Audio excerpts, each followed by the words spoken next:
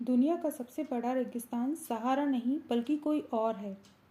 अगर पूछा जाए कि दुनिया का सबसे बड़ा रेगिस्तान कौन सा है, तो इसका सही जवाब होगा सहारा। लेकिन यह इस सवाल का सही जवाब नहीं है। इस सवाल का जवाब देने से पहले इस सवाल का जवाब पता होना ज़रूरी है कि आखिर रेगिस्तान किसे कहते हैं। क्या सिर्फ रेत से बनने वाली जगह को ही रेगिस्तान कहा जाता है? नहीं, ऐसा बिल्कुल भी नहीं है। असल में रेगिस्तान की सही परिभाषा कुछ और ही है।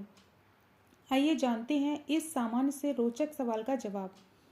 रेगिस्तान किसे कहते हैं? दरअसल रेगिस्तान किसी भी रूप में हो सकता है, यानी रेगिस्तान में रेत से लेकर बर्फ तक भी हो सकती है। वैसे रेगिस्तान की परिभाषा यह है कि जिस इलाके में साल भर में 25 सेंटीमीटर यानी 9.8 इंच से भी कम बारिश होती है, उसे रेगिस्तान की श्रेणी में गिना जाता है। ये बात मौसम वैज्ञानिक और क्लाइमेटोलॉजिस्ट भी इस परिभाषा का समर्थन करते हैं। दुनिया का सबसे बड़ा रेगिस्तान।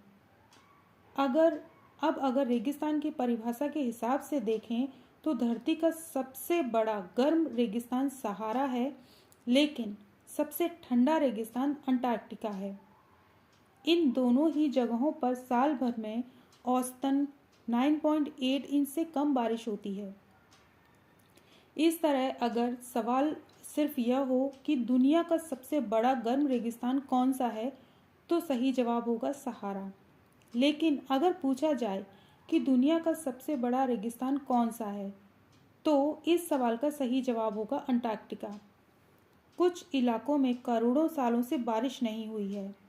अंटार्कटिका के कुछ इलाकों में तो 1.40 करोड़ साल से बारिश की एक बूंद तक भी नहीं गिरी। जोनाथन विलिक के मुताबिक अंटार्कटिका मैकमुर्डो डार्क वैली ऐसा ही एक स्थान है जहां करोड़ों सालों से बारिश नहीं हुई है और इलाका बेहद ठंडा है।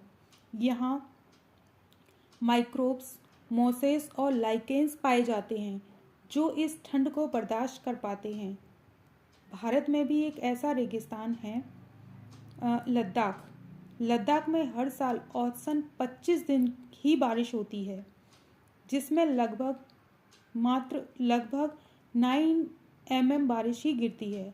इतनी कम बारिश होने के कारण लद्दाख रेगिस्तान के क्राइटेरिया को फुलफिल करता है, यानी यह रेगिस्तान की श्रेणी में आता है। इसे भारत का ठंडा रेगिस्तान भी कहा जाता है। दुनिया के कुछ और बड़े